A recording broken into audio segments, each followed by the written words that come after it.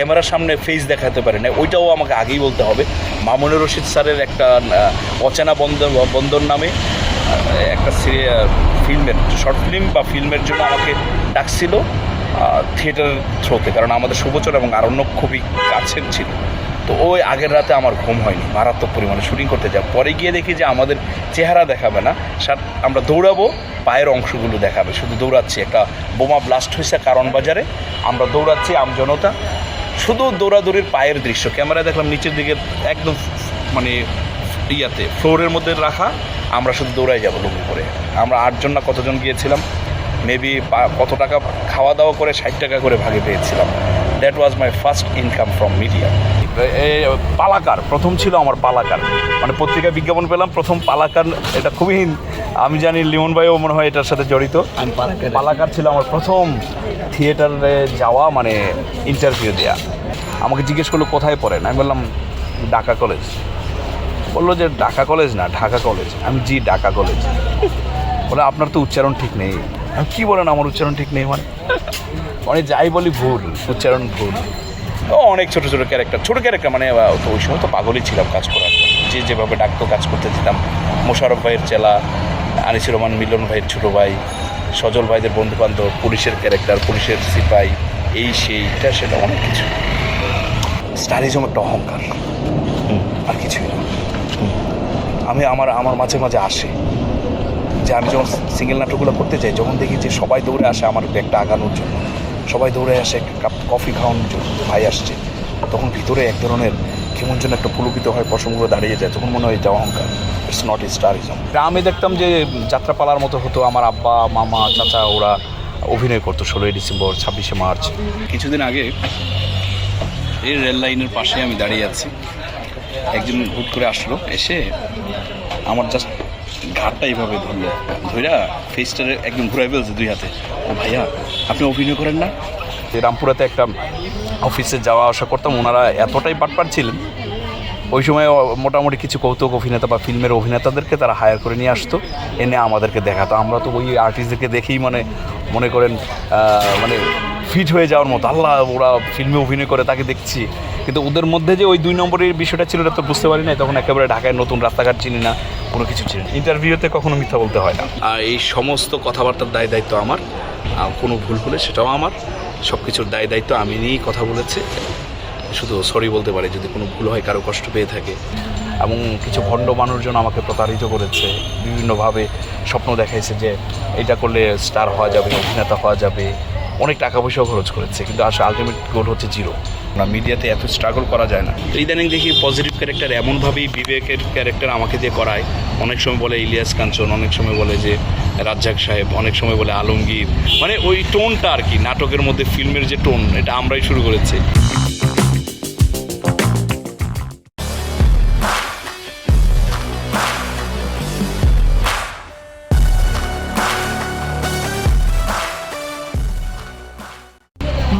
Hello, আসসালামু আলাইকুম, কেমন আছেন সবাই? আমি অভিনেতা ফরহাদ। আজকে আমাদের চ্যানেলের জন্য যেই বিশেষ মানুষটিকে আপনাদের সামনে হাজির করেছি, তিনি অত্যন্ত গুণী এবং মেধাবী একজন অভিনেতা। তিনি আমার বন্ধু, আমার কাছের ছোট ভাই তন্ময় সোহেল। হ্যালো, কেমন আছেন আপনারা? ফরহাদ ভাই আসলে আমার খুব কাছের বড় ভাই, এবং এই মিডিয়াতে যে কয়েকজন অভিভাবক আছেন তার মধ্যে ফরহাদ ভাই একজন। সবসময় তার পরামর্শ নিয়ে চলাফেরা করার চেষ্টা করি, সবসময় পারি না, কিন্তু মাথায় রাখি যে ফরহাদ ভাই খুবই ভালো মানের একজন মানুষ, ভালো মনের একজন মানুষ, এবং খুবই ভালো একজন অভিনেতা, আমার কলিগ। কেমন আছেন ফরহাদ ভাই? আলহামদুলিল্লাহ। আজকে তোমার ব্যস্ত শিডিউলের মধ্যে যে তোমার টাইম পাওয়া গেছে, এটা তো একটা বিরাট ব্যাপার। আপনিও ব্যস্ত, সব ব্যস্ত এক হয়ে গেছে। মাঝখানে সময় পেলে আড্ডা দিতে চাই, আড্ডা পছন্দ করি, কিন্তু একসময় প্রচুর আড্ডা দিতাম, এখন আর কাজের জন্য খুব বেশি একটা দেওয়া হয় না। চলো তাহলে আমরা মূল আলোচনায় ঢুকে যাই। আমাদের আলোচনা আমার আড্ডার ভঙ্গিতেই হবে, আড্ডার মধ্যে হলেই ভালো হয়। আড্ডার মতো করে কথাবার্তা আমি নিজেও খুব বেশি একটা মানে শুনি তো বলতে পারি না। আমার এই চ্যানেলটা যেটা চৌধুরী টকিজ, আমার এই ইন্টারভিউ চ্যানেলটা, এখানে মানে বেশ কিছু গুণী মানুষজনকে পেয়েছি যারা স্নেহ করে আমাকে ইন্টারভিউ দিয়েছেন বা তাদের কিছু গুরুত্বপূর্ণ কথাগুলো আমার সাথে শেয়ার করেছেন। তো ওই জায়গা থেকে আমি চেষ্টা করছি যারা শিল্পের যোদ্ধা বা শিল্পকে ভালোবাসেন, ধারণ করেন মননে তারা আমার এই চ্যানেলে এসে কিছু কথা বলে গেছেন বা চ্যানেলকে একটু সময় দিয়েছেন। তো সেই জায়গা থেকেই তুমি এখনকার একজন ব্যস্ত অভিনেতা, তুমি খুব ভালোভাবে ইন্ডাস্ট্রিকে এখন এই মুহূর্তে বুঝতে পারবা বা ফেস করছো। তুমি এইখানকার যে তোমার যে জার্নিটা, সেই অভিজ্ঞতার আলোকে আমাদের সাথে কিছু জিনিস শেয়ার করতে পারো। হ্যাঁ, শেয়ার তো করাই যায়। কাজ যত বেশি করা হবে, তত অভিজ্ঞতা হবে, তত গল্প ভিতরে জমা হবে, তখন অনেক ঘটনা ভিতরে থাকবে। সেই ঘটনাগুলো হয়তো সময় পেলে মানুষকে বলা হয়, আড্ডা সাথে বলা হয়। কাজ যত বেশি করা হবে, এক্সপিরিয়েন্স তত বেশি হবে, এটাই স্বাভাবিক। আপনি কী জানতে চান বলেন? একদম যদি জিজ্ঞেস করি যে শিল্পের শুরুটা তোমার কিভাবে হয়েছিল, কবে কিভাবে তোমার মাথায় আসছিল যে আচ্ছা আমি এই লাইনে যেতে পারি বা আমার এই লাইনে কাজ করা উচিত, কবে মনে হচ্ছে? শিল্পের শুরু যদি বলি, সেটা 2005 থেকে। আমি তখন ইন্টারমিডিয়েটের স্টুডেন্ট ছিলাম বাংলাদেশ নৌবাহিনী স্কুল অ্যান্ড কলেজ চট্টগ্রামে। তখন পড়ালেখা করতাম। ওই সময়টাতে আমার কিছু টিচার ছিলেন, খুরশিদ আলম, শিও ফেরদৌসারা মতিন বাংলা টিচার, আর খুরশিদ আলম ছিলেন কেমিস্ট্রি টিচার। বাট ওনারা দুজনেই একজন কবি, মানে আরেক সাহিত্যিক টাইপের, মানে কালচারাল দিক দিয়ে খুব রিচ ছিলেন তারা এই দুজন। আবার বিচিত্রা সেন, এই তিনজন টিচার খুবই মানে কালচারাল দিক দিয়ে খুবই রিচ ছিলেন, মানে লেখালেখি করতেন। আমার শুরুটা ক্লাস 8-9 থেকে লেখালেখির একটা ঝোঁক ছিল মাথায়, কবিতা লেখা, গল্প লেখা। তো ওই থ্রুতে যখন ইন্টারমিডিয়েটে পড়ি, তখন টিচাররা খুব উৎসাহ দিত যে তুমি খুব ভালো লিখো, লেখালেখিটা চালাই যাও। তখনও আসলে ভাবিনি যে অভিনয় করবো। যখন আমি ইন্টারমিডিয়েট ফাইনাল পরীক্ষা দিচ্ছি, তখন ইন দ্য মিনটাইম একদিন পত্রিকায় দেখলাম যে নতুন মুখ চাই, এরকম একটা মানে বিজ্ঞাপন দেখলাম যে নতুন ছেলে মেয়ে নিবে নাটকের জন্য। তখন এক রকমের একটা উত্তেজনা তৈরি হলো যে দেখি না আমিও অভিনয় করবো। ওই থ্রুতে ঢাকায় আসা, এসে বিভিন্নভাবে খোঁজাখুঁজি করা যে কোথায় কাজ করা যায়। তখন অনেক রকমের মানুষের সাথে মেশা হয়েছে, অনেক খারাপ লোকের পাল্লায় পড়ে গিয়েছিলাম ওই টাইমটাতে, মানে 2005 সালে। এবং কিছু ভণ্ড মানুষজন আমাকে প্রতারিত করেছে, বিভিন্নভাবে স্বপ্ন দেখাইছে যে এটা করলে স্টার হওয়া যাবে, অভিনেতা হওয়া যাবে, অনেক টাকা পয়সাও খরচ করেছে। কিন্তু আসলে আলটিমেট গোল হচ্ছে জিরো, মানে খুব একটা ভালো মানুষের সন্ধান পাইনি। তো ওই সময়টাতে আমার এক বড় ভাই ছিলেন, আমি এখন তার নামও মনে নেই, তার প্রতি কৃতজ্ঞ। তার বাড়ি ছিলেন সম্ভবত নদীর ওই পারে, কেরানীগঞ্জের দিকে। তো রামপুরাতে একটা অফিসে যাওয়া আসা করতাম। তো ওখান থেকে আমার কাছ থেকে বেশ কিছু টাকাও নিয়ে গেছে ওরা, আমার ছবি উঠাবে, আমাকে নাটকের কাজ দিবে এই বলে, যে কিছু টাকা, কত টাকা জানি না, মানে মোটামুটি আমার 2005-06 টাইমটাতে যত জায়গায় যেতাম ম্যাক্সিমাম খারাপ লোকের পাল্লায় পড়তাম, আমার টাকা পয়সা দিতাম। ইটস ট্রু, অনেক টাকা গিয়েছে আমার লাইফে। 20,000 টাকা ওই সময় 2005-06 20,000 টাকাও কাউকে দিয়েছি নাটক করার জন্য বা ফিল্মে একটু সুযোগ করার জন্য। ইটস এ বিশাল ব্যাপার সবার। সত্য কথা ইন্টারভিউতে কখনো মিথ্যা বলতে হয় না। তো ওই সময় এক বড় ভাই আমাকে, রামপুরাতে একটা অফিসে যাওয়া আসা করতাম, ওনারা এতটাই পাটপাট ছিলেন, ওই সময় মোটামুটি কিছু কৌতুক অভিনেতা বা ফিল্মের অভিনেতাদেরকে তারা হায়ার করে নিয়ে আসতো, এনে আমাদেরকে দেখাতো। আমরা তো ওই আর্টিস্টদেরকে দেখেই মনে করেন মানে ফিট হয়ে যাওয়ার মতো, আল্লাহ ওরা ফিল্মে অভিনয় করে তাকে দেখছি। কিন্তু ওদের মধ্যে যে ওই 2 নম্বরের বিষয়টা ছিল এটা তো বুঝতে পারি না। তখন একেবারে ঢাকায় নতুন, রাস্তাঘাট চিনি না, কোনো কিছু চিনি না। তো ওই সময় একটা বড় ভাই, নামও মনে নেই তার, সে আমাকে বললো যে তুমি এক কাজ করো, তোমার মিডিয়ার প্রতি এত আগ্রহ, তুমি তো এই জায়গাগুলোতে আসলে প্রতারিত হবা, তুমি থিয়েটার করো। তখন সিরিয়াসলি থিয়েটার কী জিনিস আমি 2005 সালে বুঝতাম। ইটস ট্রু, কারণ গ্রামে দেখতাম যে যাত্রাপালার মতো হতো, আমার আব্বা, মামা, চাচা ওরা অভিনয় করতো 16ই ডিসেম্বর, 26শে মার্চ, ওই মানে অনুষ্ঠানগুলোতে। অতটুকুই ছিল আমার সীমাবদ্ধতা। এর বাইরে ঢাকা শহর যে লাইটের আলোতে বা স্টেজে শিল্পকলায় নাটক হতো বা নাটক হয় বিভিন্ন কস্টিউমের মাধ্যমে, এটা আমার ধারণা ছিল না। তো 2000 ওনাকে আমি বললাম যে থিয়েটার কীভাবে করবো, কোথায় থিয়েটার কী জিনিস।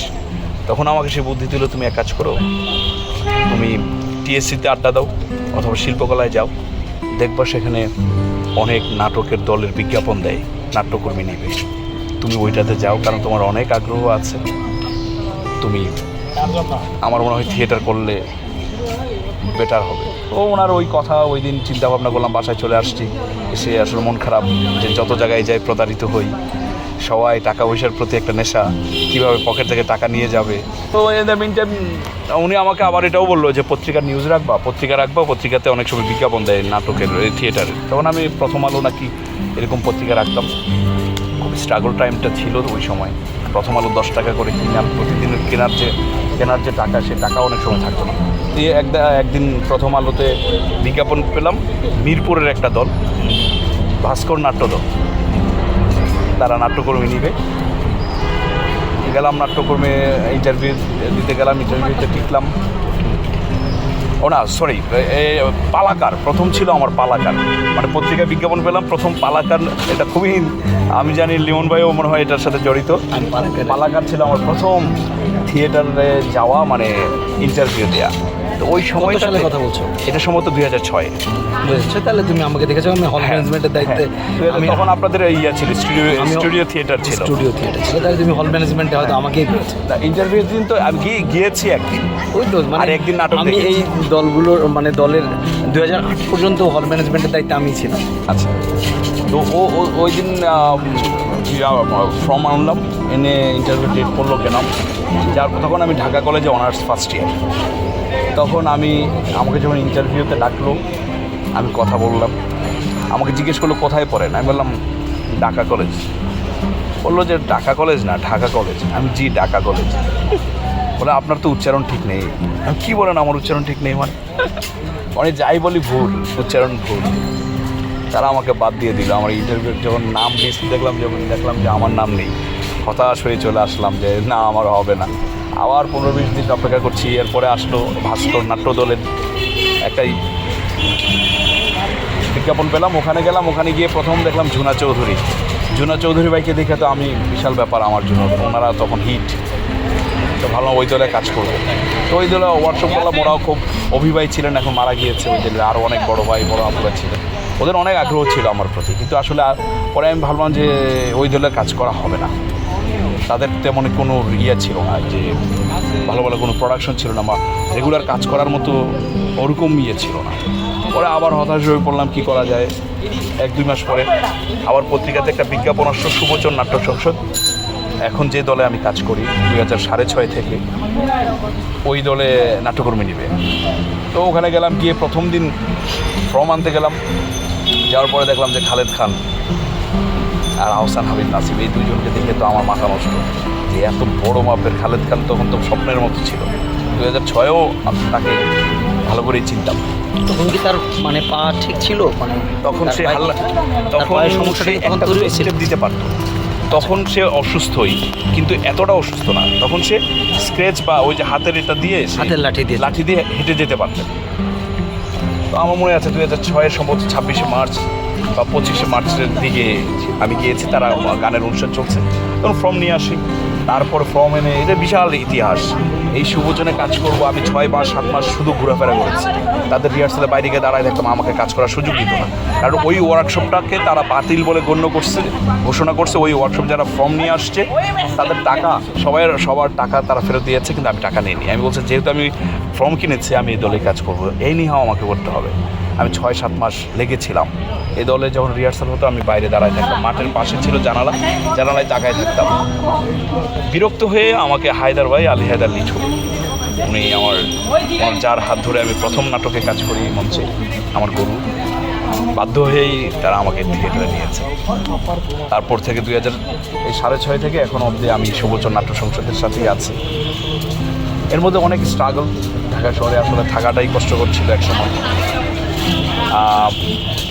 কষ্টের কথা কি বলার দরকার আছে?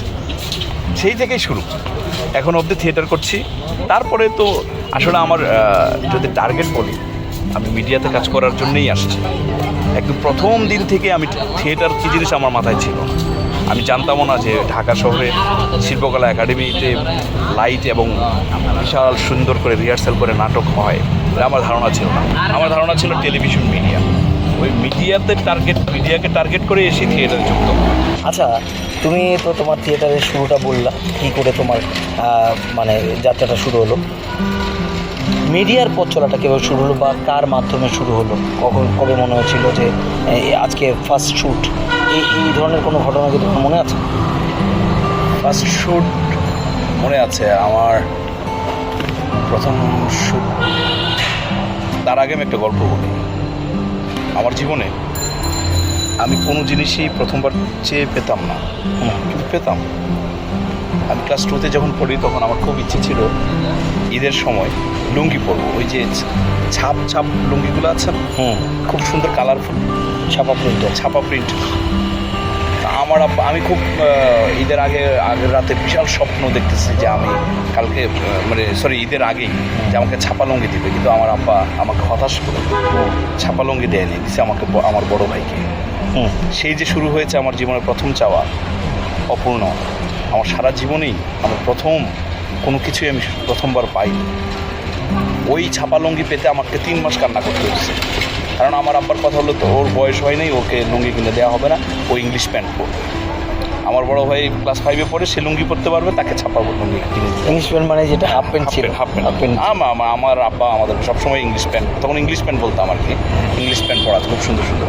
তো ওই যে জীবনের শুরুটা হয়েছে, যে প্রথম চাওয়াটা পূরণ হয় সময় লাগে। তো আমার জীবনের প্রথম শুটিংটা নিয়েছিল সম্ভবত এটা কায়সার ভাইয়ের ছিল, কায়সার আহমেদ। ওকে। ওনার খলিল নামের ওনার একজন এডি ছিলেন, খলিল ভাই। উনি আমার প্রথম ডেট নিয়েছে। এই খলিলুর রহমান শাওন মেবি, আমি এত নাম দেয়, আমার নাম মনে আছে। এই উত্তরাতে কোনো একটা হাউসও মনে নেই। কত সাল এটা মনে আছে? সনটা মনে আছে? 2007-এর দিকে। আচ্ছা। একটা অনেক ক্যারেক্টারের কথাই বলছে, পরে এসে শুনলাম যে ডাক্তারের অ্যাসিস্ট্যান্ট, নার্সের মতো করে হেঁটে যাব। আবুল হায়াত স্যার ছিলেন ওইটার আর্টিস্ট। সারাদিন দুপুরে খাওয়া দাওয়া করলাম, বিকেল হলো, সন্ধ্যা হয়ে গেল। পরে জানাইলো কি যে আজকে আপনাদের অংশটা হবে না। তো ওই যে প্রথম আমার মিডিয়ার ক্যামেরার সামনে দাঁড়ানো, সেটাও আমার হয়নি প্রথমবার এসে, মানে রেকর্ডই থেকে গেল। সেই যে আমার আব্বা ছোটোবেলায় আমি একটা লুঙ্গি চাইলাম, সেই লুঙ্গিটা দেয়নি। আমার কাছে সবসময় মনে হয় যে আমার আব্বা যদি ওই সময় লুঙ্গিটা দিয়ে দিতেন, তাহলে হয়তো আমার সারা জীবন যা চাইতাম প্রথমবারই হয়ে যেত। কিন্তু আসলে প্রথমবার শেষবার বলে কিছু নেই, হওয়াটাই হচ্ছে বড় বিষয়। সেই শুটিং করেছি তারও 6 মাস পরে, সম্ভবত মিজানুর রহমান লাভু ভাইয়ের আমার প্রথম ক্যামেরার সামনে, আমি ওনার প্রথম ক্যামেরার সামনে আসছিলাম একটা 1 ঘন্টা নাটকের নিয়ে। মেঘে উড়ে গেল রোদ্দুর, ওটার কোয়ার্টিস্ট ছিল সজল ভাই, তিশা আপু। আমরা সে কাজটা করেছিলাম মনে হয় কী জানি বলে আনন্দবাড়িতে, মেবি আনন্দবাড়িতে, এত মনে নেই, সেটাও 2007 সালে। আর তারও কিছুদিন আগে ক্যামেরার সামনে ফেস দেখাতে পারি না, ওইটাও আমাকে আগেই বলতে হবে। মামুনুর রশিদ স্যারের একটা অচেনা বন্দর নামে একটা ফিল্মের শর্ট ফিল্ম বা ফিল্মের জন্য আমাকে ডাকছিল থিয়েটার থ্রোতে, কারণ আমাদের সুবচন এবং আরণ্যক খুবই কাছের ছিল। তো ওই আগের রাতে আমার ঘুম হয়নি, মারাত্মক পরিমাণে শুটিং করতে যাব। পরে গিয়ে দেখি যে আমাদের চেহারা দেখাবে না, আমরা দৌড়াবো, পায়ের অংশগুলো দেখাবে, শুধু দৌড়াচ্ছি। একটা বোমা ব্লাস্ট হয়েছে কারণ বাজারে, আমরা দৌড়াচ্ছি আমজনতা, শুধু দৌড়াদৌড়ির পায়ের দৃশ্য। ক্যামেরায় দেখলাম নিচের দিকে একদম মানে ফ্লোরের মধ্যে রাখা, আমরা শুধু দৌড়াই যাবো করে। আমরা 8 জন না কতজন গিয়েছিলাম, মেবি কত টাকা খাওয়া দাওয়া করে 60 টাকা করে ভাগে পেয়েছিলাম। That was my first income from media. 60 টাকা খাওয়ার পরে, অবশ্যই খেয়েছিলাম ওই চা রুটি, এগুলো খাওয়ার পরে একটা নির্দিষ্ট টাকা দিয়েছে আমাদের এক বড় ভাইকে, কত দিয়েছে সেটা জানি না। তো আমাদের নাস্তা দেওয়ার পরে, খাওয়ার পরে ভাগ করছি, আমরা 60 টাকা করে পাইছি। এটা ছিল আমার প্রথম ইনকাম মিডিয়ার। এভাবে আসলে বিক্ষিপ্তভাবে অনেকের সাথে টুকটাক কাজ করছি। আপনার পাসিং শর্ট বলেন, পাসিং শর্ট ওই অর্থে না, বন্ধুবান্ধবের ক্যারেক্টার আসতেছি তো অনেক ছোটো ক্যারেক্টার মানে তো ওই সময় তো পাগলই ছিলাম কাজ করার জন্য, যেভাবে ডাক্তার কাজ করতে যেতাম। মোশারফ ভাইয়ের চেলা, আনিসুর রহমান মিলন ভাইয়ের ছোটো ভাই, সজল ভাইদের বন্ধুবান্ধব, পুলিশের ক্যারেক্টার, পুলিশের সিপাই, এই সেই এটা সেটা অনেক কিছু। একটা পর্ব দেখি বাংলাদেশের নাম করা, যে ওটা দিয়ে একদম বাংলাদেশ ইয়া করে ফেলছে, বুঝেন বিষয়টা। এমন অনেক নামি সিরিয়াল আমি দেখি নাই, একটা পর্ব দেখি নাই। আমি অনেক বড় বড় অভিনেতাদের অভিনয় হয়তো খণ্ড খণ্ড দেখছি। এখন যেহেতু ফেসবুকের কল্যাণে দেখা হয়, আগের কাজগুলো দেখা হয়, দুই একটা হাতে গোনা সিরিয়াল ছাড়া এর মধ্যে রঙের মানুষ বলতে পারেন যে আমি প্রথম থেকে 3 বার করে দেখছি, দেখে কান্নাও করছি। এটাই ছিল আমার বাংলাদেশের কোন সিরিয়াল দেখা, প্রতিটা পর্ব, প্রতিটা সংলাপ এবং 3 বার 4 বার। আর বিদেশি সিরিয়ালের মধ্যে সুলতান সুলাইমান সহ আর বেশ কয়েকটা দেখা। এছাড়া আমার লাইফে আমি কোনো ভালো করে 100টা নাটকও আমি দেখিনি, কিন্তু আমি অভিনয় শিখি রাজনৈতিক ব্যক্তিদের কাছ থেকে। মানে তুমি বলতে চাচ্ছ যে আমি দেখে প্রভাবিত হতে রাজি না, আমি আমার মতো তৈরি তৈরি করছি না। কারণ আমি ওই তার মানে এই না যে আমি বাংলাদেশের শুধু রাজনীতিটাও শুনলেই আবার অনেকে নাক ছিটকাতে পারে। আমি শুধু বাংলাদেশের রাজনৈতিক নেতাদের ফলো করি না, আমি সারা ওয়ার্ল্ডের রাজনৈতিক নেতাদের ফলো করি। তাদের তুমি কি আবার এইটা বলতে চাইছো যে তারা যেটা করে সেটা অভিনয়? হ্যাঁ, তাদের মধ্যে আমাদের চেয়েও খুব কাছাকাছি তারা অভিনয় অভিনয়ের অনেক কলা তাদের মধ্যে আছে। আচ্ছা, অভিনয়ের অনেক গুণ তাদের মধ্যে আছে। এটা তারা চর্চা করে, তারা হয়তো বুঝে না যেটা তারা অভিনয় করছে বা মন থেকেও করছে। মন থেকে করে বললে তো মানুষ তাদের পিছনে ঘুরছে। আপনি যখন মন থেকে অভিনয়টা করবেন, বিশ্বাস করবেন যে আপনি ওই চরিত্র, অটো ওইটা হয়ে যায়।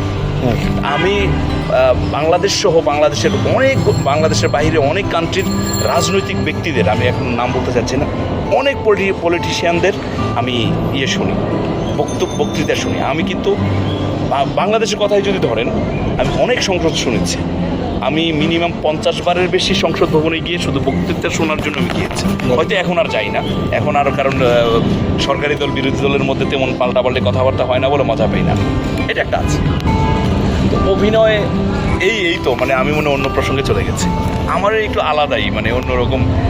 ঠিক আছে, তুমি তো তোমার মতো করে, যেমন পশ্চিমবঙ্গের অনেক রাজনৈতিক নেতাদের ফলো করি। তার আগে চরম করে যেভাবে কথা বলে, কথাগুলো ভালো লাগে। এটা অভিনয় আমি করোনার সময় সবচেয়ে বেশি এগুলোই ফলো করতাম, এবং ফলো করার পরে এক ধরনের একটা কনফিডেন্স চলে আসছে অভিনয়ের প্রতি। বাহ স্যার, তুমি আমাদের একটা মজার ঘটনা বলো তো শুটিং নিয়ে। না, কিছুদিন আগে এই রেল লাইনের পাশে আমি দাঁড়িয়ে আছি, একজন হুট করে আসলো, এসে আমার জাস্ট ঘাটটা এইভাবে ধইরা ফেসটারে একদম ঘুরাই ফেলছে 2 হাতে। ভাইয়া, আপনি অভিনয় করেন না? জাস্ট এইভাবে ঘুরাই ফেলছে। আমি তো ভয়ে শেষ। আমি ভাবলাম আমার কোনো শত্রু কেউ কি আছে, এরকম তো নাই, কে মারবে নাকি আমাকে। আমি না একটু বোকা হয়ে গেছি। আমি বললাম জি করি তো। ভাই, আপনার অভিনয় ভালো লাগে। আমি বললাম আমার অভিনয় ভালো লাগে, খুশি হয়েছে আমি, কিন্তু আপনার ব্যবহারে আমি একেবারেই খুশি না। কারণ আপনি এভাবে মানুষকে আপনি আমাকে সামনে এসে কথা বলতে পারতেন, আপনি আমার ঘাটটা ভেঙে ফেলতেন। ভাই, উত্তেজনায় আমি তো আর জীবনে কোনো দিন অভিনেতা দেখি নেই, এই খাই আমার মনে করো মাথা নষ্ট হয়ে গেছে। আর মাথা নষ্ট যেহেতু হয়ে গেছে, কেমনি যে আপনার সাথে কথা বলবো বুঝতে পারি না। অটো হয়ে গেছে ভাইয়া, সরি। আমি তো না, সরি বললে তো হবে না। আপনি একদম আমি হচ্ছে এদিক ফেস, আর উনি পেছন থেকে আইসেন এইভাবে ঘাটটা ধরে এমনি ঘুরে দিচ্ছে। ভাই, আপনার অভিনয় দেখি তো, এটা আমি তো ভয় পেয়ে এসেছি আমার ঘাটটা ভেঙে দিতে পারে। এরকম করা হইতেই পারে, অভিনেতা ভালো লাগতে পারে, তাই বলে এরকম করবে এটা তো বিষয় না। আমি একটা ঘটনা শুনছিলাম, কথা আছে, একটা ছোট্ট ঘটনা শুনছিলাম। এক সময়কার ভয়ানক জনপ্রিয় অভিনেতা ছিলেন এটিএম শামসুজ্জামান। তখন তো সিনেমাতেই শুধু এদেরকে দেখা যেত। উনি নাকি পুরান ঢাকায় গেছেন, একটা ওনার এক বন্ধুর দোকানে, বংশালে একটা দোকানে উনি বসছেন। সেইখানে একটা ছেলে এসে, হোটেলের একটা কাজ করা একটা ছেলে, 1 জগ পানি এনে ওনার মাথায় ঢেলে দিয়েছে। বললো কেন? আমার মন চাইছে। তার ওনার কোনো ক্যারেক্টার তার এতটাই খারাপ লাগছে, বা রাগ উঠেছে তার শরীরের মধ্যে, করতে বাধ্য হয়েছে। এটাকে তুমি ভালোবাসায় বলতে পারো? আমার কাছে মনে হয় কি, সবকিছুর একটা লিমিটেশন থাকে। এটা ভালোবাসা না, এটা ভালোবাসার অতি প্রকাশটা না ক্ষতিকর। এটা উনি যে ক্যারেক্টারটা দেখে রাগ বা ভিতরে অদ্ভুত একটা ভক্ত পেয়েছে। আমরা তো ভয়ানক ভক্ত, ভয়ঙ্কর। আমি খারাপ ব্যবহার করেছি তার সাথে, সে অনেক এইটা ভক্তের চেয়ে একটু বেশি হয়ে গেছে। আমার পিঠে ব্যথা, এইভাবে টার্ন করাতে আমি নিজেই ভয় পেয়ে গেছি। ব্যথার চেয়ে ভয়টা বেশি পেয়েছি যে কারা ভাই শত্রু পেছন থেকে এসে আমাকে আঘাত করলো। আচ্ছা, এবার তুমি বলো আমাদেরকে যে পজিটিভ ক্যারেক্টার নাকি নেগেটিভ ক্যারেক্টার? কারণ যেহেতু আমরা যে কোনো চরিত্রে 2 রকমের শেড দেখতে পাই। সাধারণত মোটা দাগে বলতে গেলে আমরা 2 ধরনের শেড দেখতে পাই, হয় পজিটিভ থাকবে আর নইলে নেগেটিভ থাকবে।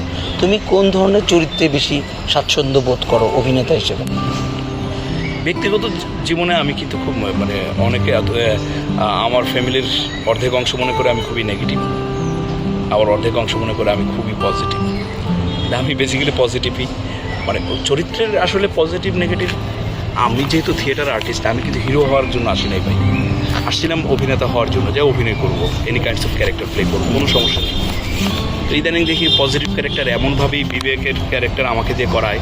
অনেক সময় বলে ইলিয়াস কাঞ্চন, অনেক সময় বলে যে রাজ্জাক সাহেব, অনেক সময় বলে আলমগীর, মানে ওই টোনটা আর কি, নাটকের মধ্যে ফিল্মের যে টোন, এটা আমরাই শুরু করেছি। তো এখন পজিটিভ ক্যারেক্টারই মানুষ বেশি দেখে, বেশি পছন্দ করে, এই কারণে পজিটিভ ক্যারেক্টারই করা হয়। আমার ব্যক্তিগতভাবে কোনো পছন্দ নেই।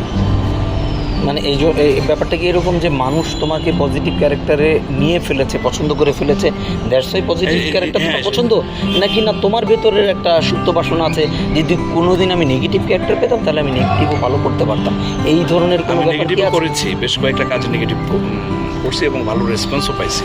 এবং আমার কাছে ভালো বাংলাদেশের কয়েকজন নেগেটিভ যারা অভিনয় করতেন তাদেরকেও বলতো, তবে আমাকে বলা হয়েছে যে ওনার মতো হয়েছে। বিষয়টা এরকম না, আমার কাছে নেগেটিভ চরিত্র করতেও ভালো লাগে, কিন্তু ওই অনেক সময় হয় কি আমাদের দেশে তো আরে চামড়া ফর্সা সুন্দর ওরে হিরো বানাইতে হবে, এই যে একটা ভুল ধারণা, এটা ভুল ধারণা হয়ে আসছে। একসময় আমাকে বলতো আমি নাকি মোবাইলে যায় না, মানে গ্রামে আমার স্কিন যায় না, আমি নাকি সুন্দর ফর্সা।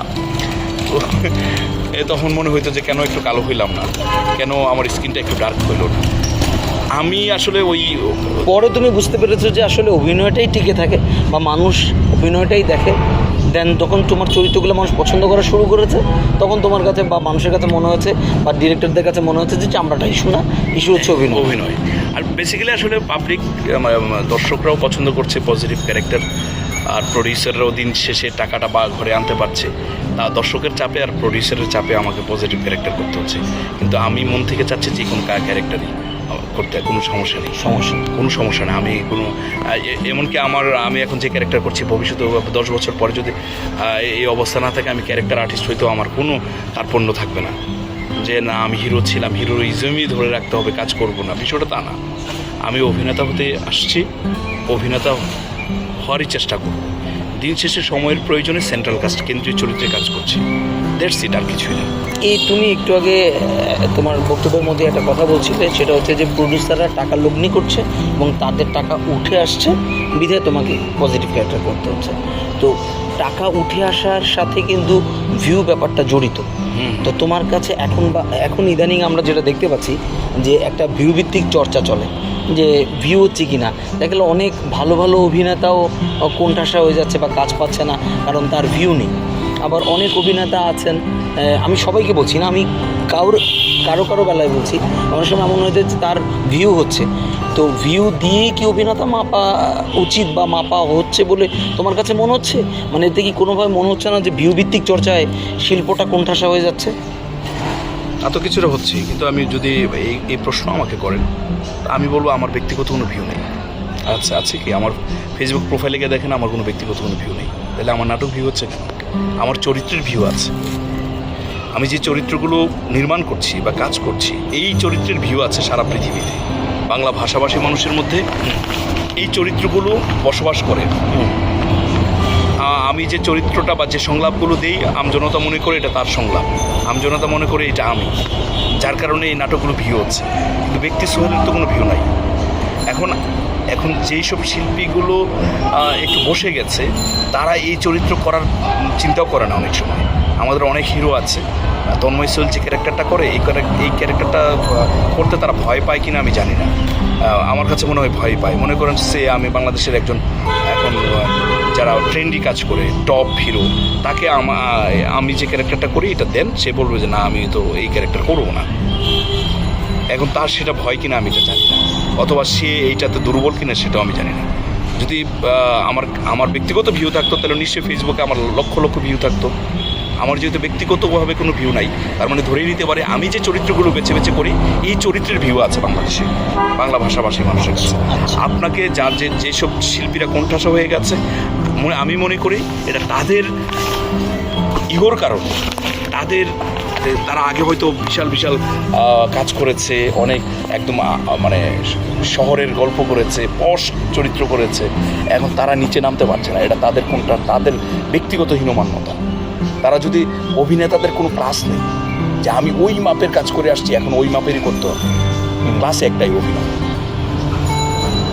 অভিনয় যে আমি সামাজিক নাটক করব না, আমি পারিবারিক নাটক করব না, আমি ট্রেন্ডি করব, এটা একটা অভিনেতার চয়েস হইতে পারে। এটা ক্যারিয়ারের জন্য আপনি নির্দিষ্ট কিছুদিন টাকা ইনকাম করার জন্য হয়তো আপনি ডিভাইডেশন করে ফেলছেন যে আমি ওই নায়িকা ছাড়া কাজ করব না, ওই আর্টিস্ট ছাড়া কাজ করব না, বা সেফ জোনে থাকতে চাচ্ছেন। আমি তন্ময় সোল সেফ জোন কখনোই চিন্তা করি না। আমি চিন্তা করি যে আমাকে তারা যদি ইন্ডাস্ট্রি যদি আমাকে ইউজ করে যে কোনো সাবজেক্টের উপরে আমি রেডি, কারণ আমি দীর্ঘদিন ধরে থিয়েটার করে আসছি, আমি দীর্ঘদিন ধরে ভাষায় চর্চা করি, আমি এখনও করছি, ভবিষ্যতে করব এনি কাইন্ডস অফ ক্যারেক্টার। সেটা যদি বাংলাদেশের বাইরেও হয়, আমি প্রস্তুত আছি। বাহ, ওয়েসে এবার তুমি আমাদেরকে বলো যে তুমি তো যদি 2006 তুমি এই মাধ্যমে কাজ করতে এসেছো বলেছো, তো সেইখান থেকে আজকে 23 অনেকগুলো বছর হয়ে গেছে, এবং তুমি খুব ক্ষুদ্র ক্যারেক্টার থেকে শুরু করে আজকে তুমি কেন্দ্রীয় চরিত্রে অভিনয় করছো। একদম অপেক্ষাকৃত তরুণ যারা বা নতুন যারা এই লাইনে আসতে চাইছে, যেটা ছেলে হতে পারে, মেয়ে হতে পারে সে অ্যাক্টিংয়ে যেতে চাচ্ছে, হতে পারে সে ডিরেকশনে যেতে চাচ্ছে, সিনেমাটোগ্রাফিতে আসতে যাচ্ছে, মেকআপে আসতে যাচ্ছে, নতুন ছেলে মেয়েদের জন্য তোমার কোনো সৎ পরামর্শ আছে কি না? পরামর্শ দেওয়ার জন্য বয়স লাগে, আমার তো মনে হয় যে এই তো কিছুদিন আগে থিয়েটার। উপদেশ দেওয়ার জন্য বয়স লাগে, পরামর্শ দেওয়ার জন্য সৎ সাহস লাগে এবং একটা সৎ মন লাগে। না, সেটা তো অবশ্যই আছে। মানে হয় কি, এখন এমন একটা সময় চলছে, এখন নতুন পুরাতন বলে কিছু নেই, সব এক করে ফেলেছে। কিছু কিছু সিস্টেমকে রাখার জন্য হয় না, অনেক সময় আপনি খেয়াল করে দেখবেন, মনে করেন কয়েদি, অনেকের 50 বছর জেল জরিমানা হয়েছে, অনেকে 5 বছর। কিছু কিছু সময় সবগুলোকে একবারে ছেড়ে দেয়। একটা দেশে যুদ্ধ লেগেছে, আচ্ছা, ওই যুদ্ধের সময় সব একসাথে ছেড়ে দেয়, যা সব এক সাধারণ ক্ষমা। এখন আমাদের এই মিডিয়াটা এমন একটা সিচুয়েশন আসছে, এখানে উপদেশ দেওয়ার কিছু নাই, এখানে নতুন ছেলেরা এইসব কাজ করতেছে, এখানে কোনো সিস্টেমই নাই। যার হাতে মোবাইল আছে, যার হাতে ক্যামেরা আছে, যার হাতে কিছু টাকা আছে, যে কিছু একটা চ্যানেল করে ফেলতেছে। এখন এই সিস্টেম কে নিয়ে আসবে? এখন নতুন বলে কিছু নাই, কারণ যে ছেলেটা নতুন আসতেছে, চিন্তা করতেছে, সেও টিকটক করে বা বিভিন্ন মাধ্যমে বাসায় করে রেডি হয়ে আসতেছে।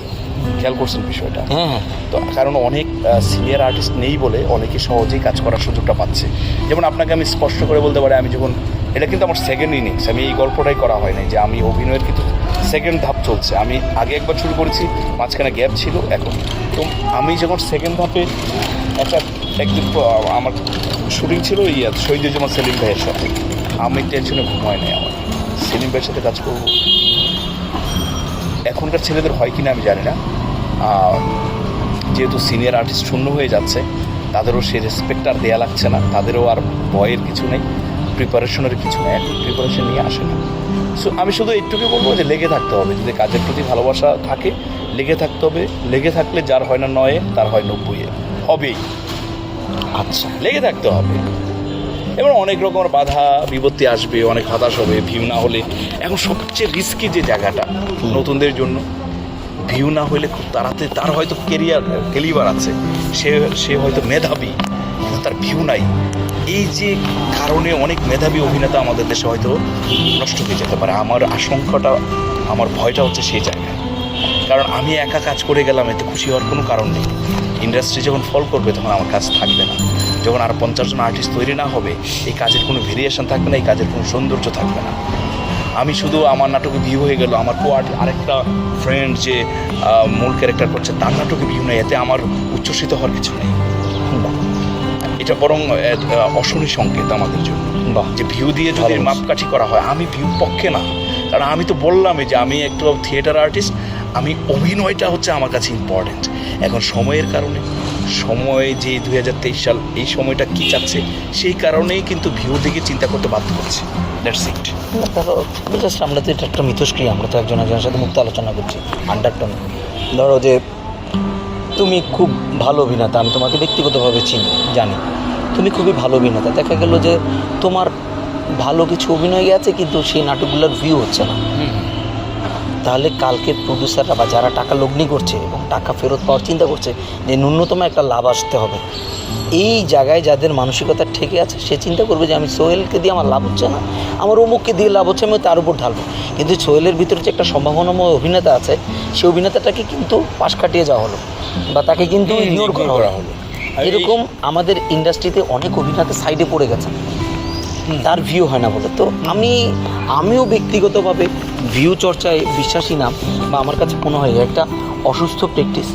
এটার থেকে আমাদের মানে বেরোনো উচিত, বা অতি তাড়াতাড়ি না বেরোলে। তোমার এই শব্দটা ভালো লেগেছে, যেটা একটা অশনি সংকেত। এই অশনি সংকেতটা আমাদের ইন্ডাস্ট্রির জন্য বিপজ্জনক বলে আমি মনে করি। বিড়ালের গলায় ঘন্টাটা কে বাঁধবে? কেউ বাঁধতে পারবে না, কারণ বিড়ালটা আসলে ছুটে গেছে। বিড়াল ছুটে গেছে, যার টাকা তার সিস্টেম, যে টাকা লগ্নি করবে সিস্টেমটা শুধুমাত্র সেই তৈরি করে। এখানে আমাদের সিস্টেম তৈরি করার জন্য আলাদা কিছু নেই। অ্যাক্টর সিকিউরিটি আছে, ডিরেক্টরস গিল্ড আছে, আর কোনো সংগঠনই কিছু করতে পারবে না, কারণ টাকাটা ব্যক্তি একজন খাটাচ্ছে, অতএব সিস্টেমটা সেই তৈরি করে।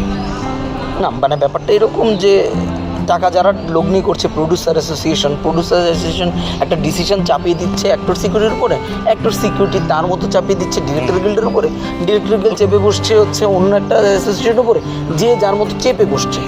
একটা সিস্টেম যে দাঁড়াতে হবে, এইটা আমার মনে হয় না খুব কাজে দিবে বা পারবে বা সফল হবে। এটা হবে না, এটা কোথায় গিয়ে দাঁড়াবে বা শেষ পর্যন্ত কোথায় পৌঁছাবে এটা মুশকিল। তবে ভিউর কথাটা যদি আপনি আসেন, ভিউ কিন্তু প্যাকেজ যখন শুরু হয়েছে বিটিভির সময় তখনও ছিল, এখন হয়তো ভিউ কাউন্ট করা হয়, তখনও কিন্তু ছিল। মানে জনপ্রিয়তা যার বেশি তার কাছে কিন্তু ছোট, দ্যাটস ওয়াই মানে না ওইটা ভিউ। এইখানে তোমাকে আমি একটু কারেকশন দিই সোহেল, সেটা হচ্ছে যে 94-এ প্যাকেজ আসার আগ পর্যন্তের অঙ্ক একটা ছিল। 94-এ যখন প্যাকেজ আসলো যে বাইরের থেকে একটা প্রোডাক্ট বানিয়ে বিটিভির কাছে সেল করা হচ্ছে, এটা পুরো একটা প্যাকেজ, একটা প্রোডাক্ট বানিয়ে কাইন্ড অফ প্রোডাক্টই তো। একটি নাটকে একজন নায়ক থাকছে, নায়িকা থাকছে, ডিরেক্টর থাকছে, ক্যামেরাম্যান থাকছে, একদম পুরো এখানকার কেউ বিটিভি সম্পৃক্ত না। বাইরের একটি বানানো প্রোডাক্ট যখন বিটিভিতে সেল করা শুরু হলো, তখনই মনে সিস্টেম আস্তে আস্তে চেঞ্জ হওয়া শুরু হলো। তার আগ পর্যন্ত কিন্তু এক নিয়মে চলেছে, বিটিভি যেটা দেখেছে মানুষ সেটাই দেখেছে। সেটা ঠিক আছে, আমি বললাম ভিউর বাণিজ্যের কথা যদি বলেন, এখন শব্দটা হয়তো চেঞ্জ হয়েছে। ওই সময় জনপ্রিয়তার শব্দটা ছিল, আর এখন এসে ভিউ হয়েছে। শব্দ সময়ের কারণে আরও নতুন নতুন শব্দ আসবে। আজ থেকে 100 বছর আগে এই ভিউ শব্দটা চেঞ্জ হয়ে আরেকটা নতুন শব্দ আসতে পারে, কিন্তু সবসময় জনপ্রিয়তার বিষয়টা থাকবেই। জাহিদ হাসান ভাইয়েরা তখন জনপ্রিয় ছিল, ম্যাক্সিমাম নাটক তাদের দিকে যেত, 4-5 জন হিরো ছিল, আরও কিন্তু ছিল, তারা কিন্তু কালের গর্ভে হারিয়ে গেছে। এইরকম আসলে সবসময় থাকবে। ভালো ভালো অনেকেই হচ্ছে, অনেক ভালো অভিনেতা, সেও একটা জায়গায় উঠবে, আবার অনেকে মেকানিজমের কারণে অভিনয় খুব বেশি একটা জানে না, কিন্তু তার মেকানিজম আছে, তার অনেক কিছু সিস্টেম আছে, সিস্টেমের কারণে সে জনপ্রিয়তা পাবে। এই সবসময় কিন্তু হয়ে আসছে। ওই সময় শৈল্পিকভাবে হতো, আর এখনটা শৈল্পিকভাবে না, এখন হচ্ছে আবার অশৈল্পিকও বলবো না, এখন হচ্ছে যে একরকমের কি বলে, আমি বলবো যে এটা ফেস চেঞ্জ হয়েছে বা চেহারা পরিবর্তন হয়েছে। আমরা এইভাবে বললে মনে হয় ব্যাপারটা সুন্দর। হ্যাঁ এটাই। যাই হোক, তোমার কি চলচ্চিত্র করা হয়েছে বা চলচ্চিত্র নিয়ে ভবিষ্যতে কোনো পরিকল্পনা আছে? চলচ্চিত্র নিয়ে ভবিষ্যৎ কোনো পরিকল্পনা আমার নাই। আমি কে পরিকল্পনাকারী? আমি কোনো প্রডিউসারও না, অভিনেতা হিসেবে না, আমার কোনো প্রস্তুতি নেই। স্বপ্ন আছে? স্বপ্ন একটা কাজ করেছিলাম, অরণ্য আনোয়ার ভাইয়ের মা মুভিতে কাজ করেছিলাম, তারপর একটা শাহিন সুমন ভাইয়ের একটা ফিল্ম করেছিলাম, না বুঝেই কাজ করেছি। এখন তো লিড করছো তুমি যেহেতু, তো সেই জায়গার থেকে মানে আলাদা করে কোনো ভাবনা আছে কিনা যে হ্যাঁ আমি লিডে? আমি অনেকে, আমার চেয়ে আর জ্ঞানী গুণী অনেকেই আছে। আমি যে অভিনয়টা করি নাটকে, আমার কাছে ফিল্মে অভিনয় আর নাটকের অভিনয় একই মনে হয়। আমি তো আলাদা অভিনয় করবো না, আমি তো অভিনয় করেই যাচ্ছি। আমার প্রস্তুতি আমি প্রতিদিনই নিচ্ছি। আমি ফিল্মের জন্য আলাদা প্রস্তুতি, ফিল্ম হইতে পারে একটা বিশাল বড় স্ক্রিন, অভিনয় একই। সারা পৃথিবীতে এখন বলতে পারে থিয়েটারে তো এক্সাজারেশন করে ডায়লগ দিই, ওইটার জন্য ওটা প্রযোজ্য, নাটকের জন্য নাটকের এটা প্রযোজ্য, ফিল্মের জন্য যদি আলাদা টোন থাকে সেটার জন্য সেটা। কিন্তু আমার কাছে মনে হচ্ছে একটা আর্টিস্ট যদি অভিনয় জানে সব ক্ষেত্রে কাজ করতে পারে। আমারও স্বপ্ন আছে ফিল্মে কাজ করার, স্বপ্ন আছে, কিন্তু এটার জন্য আলাদা প্রস্তুতি, আলাদা চিন্তাভাবনা। আর ফিল্মের এখন কেরিয়ার কী হবে না হবে সেটা তো বুঝতেছি না, সো ওই কারণে চিন্তা করি না। যদি কোনো চলতে পথে আপনি যখন একটা জার্নি করবেন, এই জার্নিতে অনেক কিছু আসবে, অনেক কিছু আসবে। অনেক কিছুর অফার আসবে, যেটা ভালো মনে হয় সেটা নেবেন, যেটা খারাপ মনে হয় সেটা নেবেন না। আমার কাছে মনে হয় যে আমার অভিনয়ের জীবন যদি আমি জার্নিটা ঠিকমতো দিতে পারি, তাহলে অনেক স্টপেজে এসে থামবো, অনেকে অনেক খাবার অনেক খাবার নিয়ে আসবে, কোন খাবারটা আমি খাবো, কোনটা আমি মানে ডিনাই করবো, সেটা আমার ব্যক্তিগত বিষয়। সো আমি যেহেতু অভিনয় করছি, এখানে নাটক আসবে, ওয়েব ফিল্ম আসবে, কোনটা করলে আমার কেরিয়ারের জন্য ভালো হবে, কোনটা কী হবে সেটা আমাকেই ডিসাইড করতে হবে। বাট আমি অ্যাক্টিংয়ের জন্য প্রস্তুত, এনি কাইন্ডস অফ সেক্টর। বাহ, ভালো লাগছিল তোমার সাথে আড্ডা দিয়ে। প্রশ্ন করতে থাকলে তো শত শত প্রশ্ন আছে। না, আমিও তো আসলে এইভাবে ইন্টারভিউ দিই না, আর আমি যে কথা বলতে পারবো বা তাও আড্ডার টোনে তুমি যা বলেছো অনেক ভালো লাগলো। তুমি তোমার যে দর্শক আছে, কোনোগ্রাহী আছে, তাদের কাছ থেকে কিছু বলে যদি বিদায় নিতে। তো বিদায়ের সময় চলে আসছে, সরি শব্দটা ওই পার্সোনাল লাইফে চলে যায়। আমরা যেহেতু ভাই বন্ধু আড্ডা দিচ্ছি, একটা দুটো ওয়ার্ড চলে আসতেই পারে। দর্শক যারা আছে তাদের তো বলবোই যে আমরা নাটক দেখেন, প্রচুর মোবাইলে প্রচুর এমবি ভরবেন, মনে মনে আমাদের নাটক দেখবেন, প্রচুর শেয়ার দিবেন। এই আর কি, যে বাংলা নাটক দেখতে হবে। মজার বিষয় কি দেখেন, এখন আর বলা লাগে না যে বাংলা নাটক, আপনার লিমন ভাই যে প্রশ্নটা করেছেন দর্শকদের এখন আর বলা লাগে না। আমাদের দেশে ইনশাল্লাহ এমনি হিউজ পরিমাণ দর্শক এখন ইন্ডিয়ান সিরিয়াল দেখে না দেখে এখন বাংলাদেশে বাংলা নাটক দেখার জন্য উদ্গ্রীব হয়ে থাকে। কারণ কমেন্টসগুলো পড়লেই বোঝা যায় যে ওরা কতটা আগ্রহ নাটক দেখার জন্য। আপনি একটা জিনিস চিন্তা করেন লিমন ভাই, আজ থেকে 3-4 বছর 5 বছর আগেও 4 বছর আগেও আমাদের মায়েরা, বোনেরা, ভাবিরা সবাই কিন্তু ইন্ডিয়ান সিরিয়াল দেখতো, এবং ইন্ডিয়ান সিরিয়ালের পোশাকের নাম দিয়েও কি পোশাক যেন চলে আসছিল। পাখি ড্রেস, পাখি লেহেঙ্গা। একবার কি ভাবছেন যে এই দর্শকগুলো কিভাবে ফিরে আসলো আবার বাংলা নাটকে? আমি বলবো যে আমাদের যে সুন্দর সুন্দর গল্পগুলো, নাটকগুলো, রাইট। তারপর তুমি কিছু সামাজিক নাটকগুলো, আমি না মানে শুধু আমি না, ঘটেছিল এই যে গত 2-3 বছর ধরে আমাদের শিল্পীরা সবাই যে কষ্ট করেছে, এটা কিন্তু একটা রেজাল্ট আসছে। এটা আমি বলবো একটা রেভলিউশন ঘটেছে, একটা বিপ্লব ঘটেছে, এখন মানুষ আবার বাংলা নাটকে ফিরে আসছে। এটা একটা বিরাট ব্যাপার। আর যাই হোক, আসলে বেশি সময় নেব না, পরিশেষে আর কিছু একটা কথা বলবো, সেটা হচ্ছে যে আমার এই দীর্ঘ জার্নিতে যারা আমার সাথে ছিলেন, যারা আমাকে বিভিন্নভাবে মানসিকভাবে শক্তি জুগিয়েছেন, কারণ আজকে অনেক আনন্দের কথা, অনেক কিছু বলেছি, এর বাইরেও আরেকটা চ্যাপ্টার আছে, যে চ্যাপ্টারের কথা শুনলে মিউজিক দিতে হবে একদম। কি মিউজিক? করুণ মিউজিক। ওই মিউজিকের দিকে যেতে চাচ্ছি না। এমনি আমার নাটকে প্রচুর কান্নাকাটি করে দর্শকরা, অনেকে হুমকি পর্যন্ত দিয়েছে যে আর যদি কান্নাকাটি করার কোনো দৃশ্য করি তাহলে কিন্তু খবর আছে, এরকম হুমকিও আসছে আমার কাছে। তো যাই হোক, আমার এই দীর্ঘ জীবনে আমাকে থ্রেটও দেওয়া হয়েছে আমি যেন এত আর কান্নাকাটি না করি, কারণ তারা নাটক দেখতে পারে না আমার কান্নার জন্য। এবং এক সময় এই শাবানা, ইলিয়াস কাঞ্চনদের যুগে যে বাপ্পারা যে কান্না করতো, তাকেও ছাড়াই গেছি নাটকে বলে কান্না করতে বলে। যাক, এটাও আমার ভালো লাগার। তো যাই হোক, শেষ করছি। লিমন ভাইয়ের সাথে আজকে কথা বলে আমারও ভালো লেগেছে। আসলে আমিও কোনো প্রস্তুত ছিলাম না, দেখতেই পাচ্ছেন যে আমরা রাস্তার পাশে বসে বসে গল্প করছি। ইন্টারভিউগুলো আসলে এরকমই হওয়া উচিত, চলে প্রস্তুতি নিয়ে আসলে অনেক তাত্ত্বিক কথাবার্তা বের হয়। তো যাই হোক, আমার এই দীর্ঘ জীবনে আমার সাথে যারা ছিলেন, যারা আমাকে উৎসাহ দিয়েছেন, আমার থিয়েটারের সাথে প্রতি আমি খুবই কৃতজ্ঞতা প্রকাশ করছি। থিয়েটার বড় ভাই আহমেদ গিয়াস আর আমার গুরু আলী হায়দার লিঠু, তার প্রতি কৃতজ্ঞতা। আমার এই দীর্ঘ জীবনে আমার এই স্ট্রাগল করার যে লাইফ, আমার বড় ভাই আমার পাশে ছিলেন, আমার মায়ের দোয়া আছে, বাবার দোয়া আছে, ভাই বোনদের দোয়া আছে, আমার কিছু বন্ধু আছে, এখনও আছে, তারা ওই সময়ও ছিল, যারা আমাকে অর্থনৈতিকভাবে সাপোর্ট দিয়েছেন, মেন্টালি সাপোর্ট দিয়েছেন। আর যার কথা না বললে একেবারে অকৃতজ্ঞ থাকবো, সে হচ্ছে আমার সহধর্মিণী, যে আমাকে অনেকটা আমার বাবা মায়ের পরে আমাকে লালিত পালিত করেছে। বাবা মা জন্ম দিয়ে পড়ালেখা করিয়েছেন, তারাও একটা সময় যখন বড় হয়েছি তখন তারা ছেড়ে দিয়েছেন এই পৃথিবীতে, এই শহরে বড় কিছু করার জন্য। এরপরেই আমার স্ত্রী আমাকে লালিত পালিত করেছে বলা চলে, সাপোর্ট দিয়েছে, মানে মেন্টালি লালিত পালিত করেছে, ফিনান্সিয়ালি লালিত পালিত করেছে। মানে আমার বাবা মা যতটুকু করেছে, বাবা মা তো আছেই, এটা পৃথিবীর ঋণ শোধ করা যাবে না। তারপরে আমার স্ত্রী, যে আমাকে এই স্বপ্নটা পূরণ করার পেছনে, বাবা মা তো গ্রামে থাকে, তারা তো আর আমার এই স্বপ্নটার সাথে জড়িত না বা দেখতে পাচ্ছে না।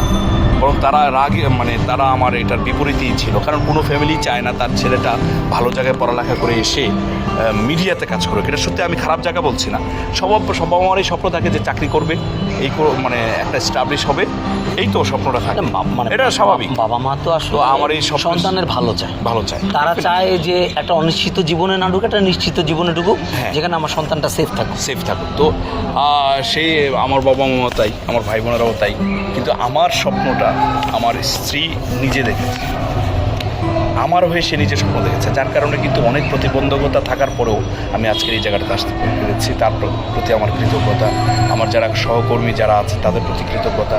তারপরে আমি কিন্তু ওইটা লিমন ভাই জানেন কিনা জানি না, একটা সময় অভিনয় কিন্তু আমি ছেড়ে দিয়েছি। হ্যাঁ বলেছিলাম, মাঝখানে একটা টাইম তুমি ছেড়ে দিয়েছিলাম, কারণ আমি পারছিলাম না, মিডিয়াতে এত স্ট্রাগল করা যায় না, হতাশ হয়েছে, চাকরি করেছিলাম। তারপরে কিন্তু আমার আম্মাই আমাকে ফিরিয়ে নিয়ে আসছে। সো আমার দ্বিতীয় জন্ম যদি বলি, সেটা আমার আম্মার মাধ্যমে, আমার মায়ের মাধ্যমে, মায়ের অনুপ্রেরণায়, মায়ের ভালোবাসায় আমি আবার অভিনয় শুরু করি, যার কারণে আবার আর পেছনে ফিরে তাকাতে হচ্ছে না, কাজ আসছে, আপনাদের ভালোবাসায় কাজ করব। সর্বোপরি আমার আজকের এই জায়গায় আসার পিছনে আমার চেয়ে আমার আশেপাশের মানুষের ভূমিকাই সবচেয়ে বেশি। আর যেই সন্তানের সাথে বাবা মার দোয়া থাকে তাকে কেউ থামাতে পারে বলে আমি মনে করি। এটা আমার কাছে আল্লাহ ভরসা, আমার মায়ের দোয়া আছে, কারণ আমার মাই আমাকে আবার অভিনয় ফিরিয়ে নিয়ে আসে, নাহলে আমি চাকরিটাই করতাম। আমার মা যখন বললো যে তুমি চাকরি করছো, তোমার চেয়ে আরও দেখতে অসুন্দর অভিনয় পারে না, তারা অভিনয় করছে, গাড়ি বাড়ি করে ফেলতেছে, তুমি এত বছর পরিশ্রম করছো। আমি বলছি যে আম্মা আমার পক্ষে সম্ভব নয়, এত পরিশ্রম করছি, এত ডিরেক্টরদের পিছনে পিছনে ঘুরছি, এত জোতা ক্ষয় করছি, আমার পক্ষে আর সম্ভব না, আমি চাকরি করতেছি, ভালো আছি।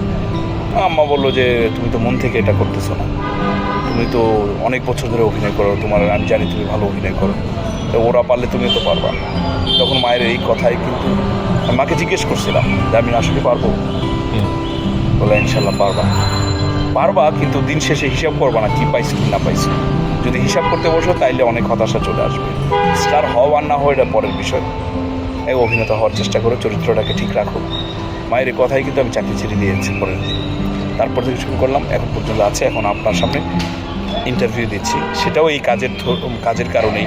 কারণ আজ থেকে 5 বছর আগে আপনিও ইন্টারভিউ নেওয়ার মাথায় আসেনি, আপনারও এই প্রোগ্রাম তৈরি হয়নি, আর এই 5 বছর হ্যাঁ, আর এই 3 বছর কাজ করার কারণে, মায়ের দোয়ার কারণে আপনিও কিন্তু আসছেন কথা বলার জন্য, এবং আরও অনেক মানুষ আসবে, সবার ভালোবাসায় কর্মটাই টিকে থাকে। এবং সর্বোপরি আসলে স্টারিজম বলে আসলে কিছু নাই আমার কাছে মনে হয়। স্টারিজম একটা অহংকার, আর কিছুই না।